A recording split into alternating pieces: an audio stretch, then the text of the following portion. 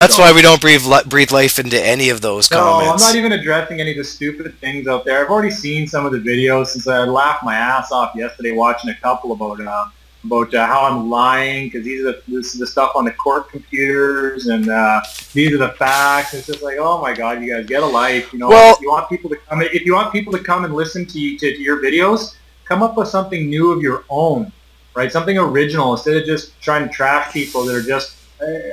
Again, I'm just a contractor, man. I'm just a house builder that had enough and started speaking my mind on the internet. I got no agenda other than trying to tell people, hey, you're all being lied to.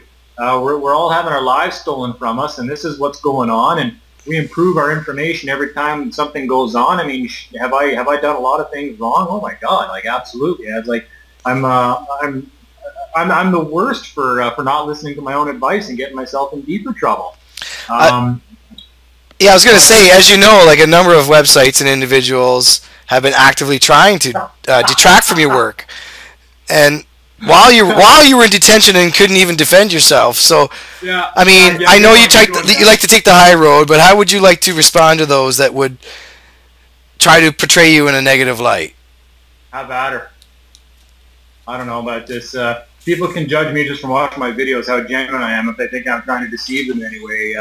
My life's pretty much an open book at this point, believe me. If there's something CSIS does not have recorded or does not have documented of me, I'd be shocked. I'm not worried about it. I think that I don't know why people take offense to me just kind of like speaking my mind and speaking the truth. I guess that's like the big social faux pas these days. I don't know, you know. I figured it out, dude. It's called cognitive dissonance. It's an actual psychological term, dude. Yeah, it's when you're presented with two... Okay, so that must be... It's all it can be. If they want to trash me, go ahead, because I think people see through that now a lot faster than they even see through the government stuff. Believe me, the guys out there that are trying to detract from me and trying to make me look bad, you're amateurs compared to what the government does. They've been doing this an awful long time. Sorry, the government employees, as well. You know, apparently we are the government. So, I think really the best response to the arguments, if you call it that Dean Clifford puts forward, is really to kind of answer a question of why. You know, why is it important to address the bullshit that he espouses and promotes online. Reason number one, Dean Clifford is basically a Pied Piper. You know, he plays this magic Freeman flute. His followers follow him straight into jail or, you know, financial ruin, you know, losing their families, what have you. You know, there's real damage in the rhetoric and, you know, the misinformation that Dean puts out. I mean, just look at Dean himself. He's lost just recently. He's lost 16 months of his life, all for silly Freeman bullshit, which he's never going to get back. He's never going to be paid for those 16 months, despite what he believes. And that's just, you know, that's a shame. That's a tragedy in and of itself. The second thing that, you know, that for why I need to make these videos is really, other than myself and Stephen Bates, nobody is taking the time to really look at what these guys are talking about online and check whether or not it's true or not. I mean, you know, if not for us, these guys could just say whatever they want, make up whatever they want. Nobody would know anything, you know, if it was true or not. The final reason really is the most dangerous reason. I mean, the more important reason. That is that Freeman, people like Dean Clifford, people like Santos Bonacci, they live in their own little bubble of reality. They do not read the newspapers. They do not check out court records. They do not check out, you know, Freeman going to jail, losses in court. They don't look at the case law. They just ignore everything. Let's look at when Dean really got on the scene. It was around let's say 2010, that Dean really becomes popular. Well, at that point, there was Meade's, the case law came out. There was other case law, mostly from Canada, that really made it really ugly to try a Freeman argument in court. That was the reality on the ground. There was loss after loss after loss by Freeman. And then Dean comes out online. Alright, so while in reality the Freemen were losing and have been losing for over a decade, Dean comes online, he repeats a lot of bad, false Freeman arguments, and starts claiming that he's winning. He has a history of wins, and well, look at the results. I mean, 16 months in jail. His brother convicted. Friends of his also convicted.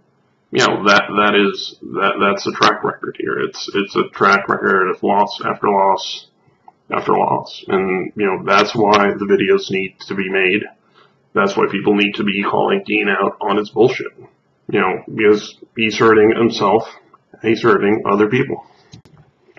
Anyways, the latest updates from Dean contain a lot of half-truths, a lot of obfuscation. He doesn't really say how he managed to get out on bail. He doesn't even mention the Queen's Bench loss, which I'll get to maybe later in the video.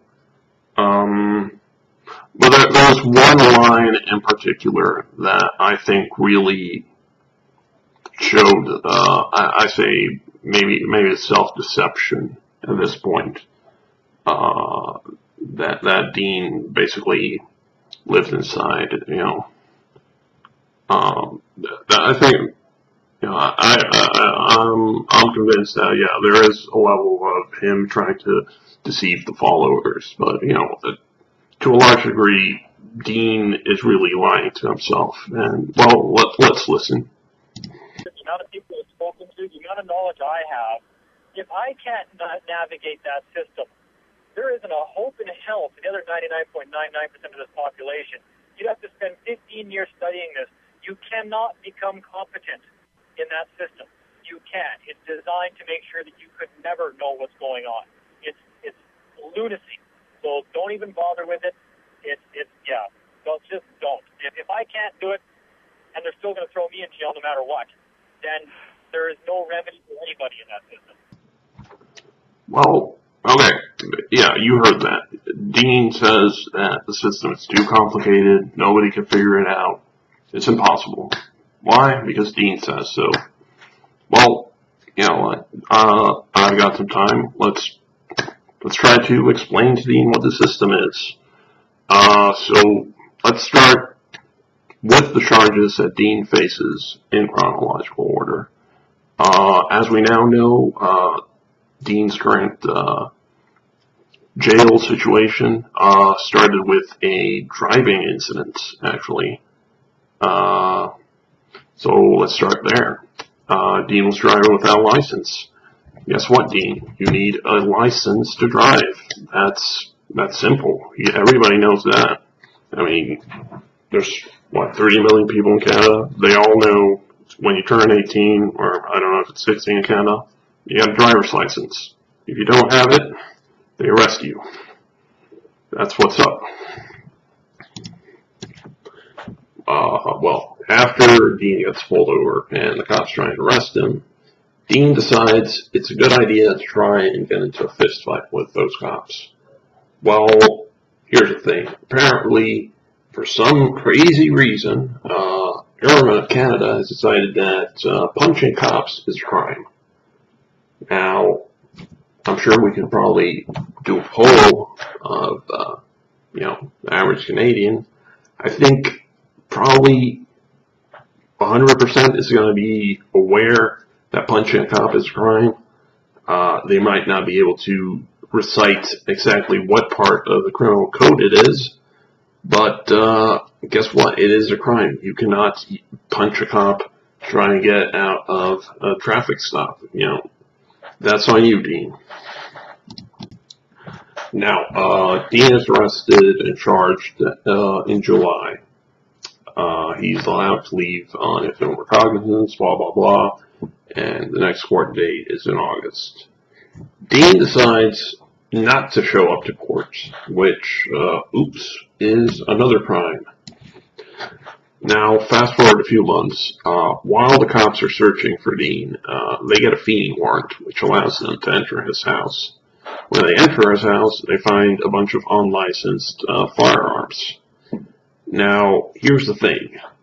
The RCMP actually has an online website, an online program, where you can simply get your firearms registered and licensed online. And, well, I mean, anybody can go read it and look it up. You know, it's a very simple process. I don't think you even have to pay to get the license. And that would have avoided all of Dean's problems. I think a majority of Canadians are aware of this program. Apparently, firearms ownership is very high in Canada, but most Canadians own their guns legally. Dean did not. And with the exception of one of the handguns, he would have been allowed to own those. Now, the situation with a handgun is a little bit more complicated, because that gun is not legal in Canada, period. You cannot obtain that gun, which raises the question of where you got it. Either he went down to the States and got it, or probably, I'd say more likely, black market, some weird, shady deal. But again, these are not complicated rules. I mean, most Canadians are aware of license requirements for firearms. That's purely on Dean that he was not aware. He was aware of it, and he simply chose not to do it. Unfortunately, that's not all they found at Dean's house. He was apparently running a grow operation in his house. A number of marijuana plants were found and seized. Unfortunately, that is also illegal. It's I will actually agree there. That is something that should not be illegal, but it is. Really, the only advice you can give here is, don't get caught. Which really, the reason Dean got caught is his own mistakes. Now, what's interesting is, Dean is opposed to political action, voting, and that type of thing, which is ironic because of the three major parties in Canada, two of them already support and are working on legalizing marijuana in Canada. You can go on to the Liberal Party website, Green Party website. They both have marijuana legalization as part of their political platform. And quite specifically, it proposes allowing the growing of marijuana by independent growers like Dean, which I believe is something that's already being done in Colorado and California down in the States. So really, rather than waste all this energy on, Freeman stuff, different seminars, DVDs, Dean could be putting his energy into, voting, organizing voters, so that, eventually everybody could do what Dean wants to do legally, which is, grow a little marijuana on the side, and, maybe either smoke it for yourself or, sell it and have a little income on the side. Nothing wrong with that. Now, that's really all of, I think those are all charges and crimes that Dean committed. Now, did that really take 15 years to understand? Was it really complicated and hard to navigate the laws that Dean broke? Well, no, and they're written in plain English, as you can see. The problem here is not the laws of Canada. The problem here is Dean keeps breaking the laws of Canada, thinking in his head that they don't apply to him. And then he gets mad at the government and the police when they arrest him. So really, at the end of the day, the problem here is Dean. The problem here is the people putting these ideas in his head. They can just, break the law and get away with it. Now, I think focusing on me or Steve Bates, for trying to educate people about why the free man stuff doesn't work, and trying to point out that it doesn't work, is misguided. I think, speaking for myself, it's just stupid that people keep going to jail, people keep getting in trouble, because they watch a few YouTube videos saying that, hey, you can do this, you can do that, and, you can get away with it. Dean is a young guy, he's got a wife, he's got a family, he should not be, in and out of jail, wasting his youth on, something that doesn't benefit him, doesn't benefit society, really harms him and harms other people. Every day, well, not every day, every other week, we find another guy trying to copy Dean, ending up in jail, ending up in court, because they didn't take the time to check if what Dean was saying was true. And, now that Dean is out on bail, he's right back, he's right back to advocating this free man stuff. And I think that's probably the note I should be ending on. And that is, the real reason, the free man should be upset at Dean. And is that, the losses he suffered while in jail are just going to make things harder for future people who try this in court. Now, in September, Dean lost his a civil case he filed in Queen's Bench. Now, what's important, I think, about this decision is, number one, it states categorically and explicitly that no, you cannot opt out of Canadian laws, Canadian legislation, period. Now, the reason Freeman and his followers should be upset at Dean is that, guess what? This is now case law. The next time a guy goes into court using an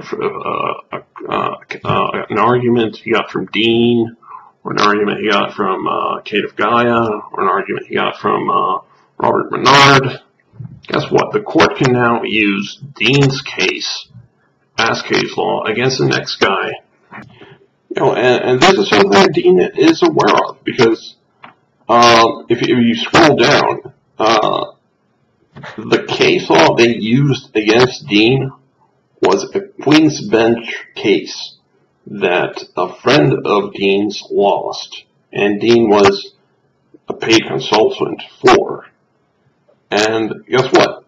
That case was in 2012, almost 2 years before Dean's arrest. So Dean knew that his legal theories were not working in court, but he was still doing seminars at $150 a head, telling people, yeah, we're winning, we're getting results in court, yeah, you just go in there and speak your mind, and the judge will, wet his pants, and you'll be out of there a free man. No, it was completely a lie. There were no wins. Dean's friends were losing in court. Dean was losing in court. Dean's family, his own brother, was losing in court. And it was all bullshit. And he knew it was all bullshit. But he still went and did it. So he really has no excuse. He knew what the consequences would be. And, look, this is just stupid at this point. None of this stuff works. All these fake arguments, all these fake Freeman arguments, they do not work. If you don't want to go to jail, just obey the laws of Canada. I mean, these are not oppressive laws. These are not complicated laws. And, really, the last thing I really have to say is that, Dean has a responsibility here. He misled a lot of people. He misled himself. It's time for him to come clean. It's time for him to admit that, this stuff does not work. He was wrong about what he was advocating. Because the reality is most people will not listen to me. It doesn't matter, if I pick apart the arguments. Doesn't matter if I point out, all the lies from Dean Clifford. Doesn't matter if I point out, the track record of loss after loss. This is something that needs to come from Dean Clifford. Dean has to be honest with his followers and tell them, look, this does not work. Please stop doing this. This is a dead end. This is not going to lead to more freedom. This is not going to change the laws. This is not going to lead to, an eventual future in which people do not need licenses to drive. Everything, all the laws are going to remain, whether or not Dean keeps breaking them or not. But what can change is, Dean can stop going to jail. Dean can get back on his life. Dean can try to make an honest living.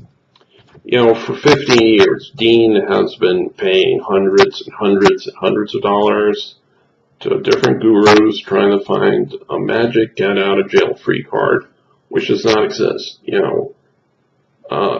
The sooner he realizes and the sooner his followers realize that that does not exist, they can put their energy into trying to, improve their own lives, address actual problems in Canada or in their own countries, maybe even their local communities. I mean, Dean has, that weird farm initiative. I mean, I think that's something that, in theory, could work legally. I'm sure there's even tax subsidies and things that benefits that the Canadian government can offer to make that even easier for him. But instead he's making it harder for himself. It's a self-inflicted wound. It's making things hard for himself on purpose for no reason. It just needs to end. It's stupid and it's pointless.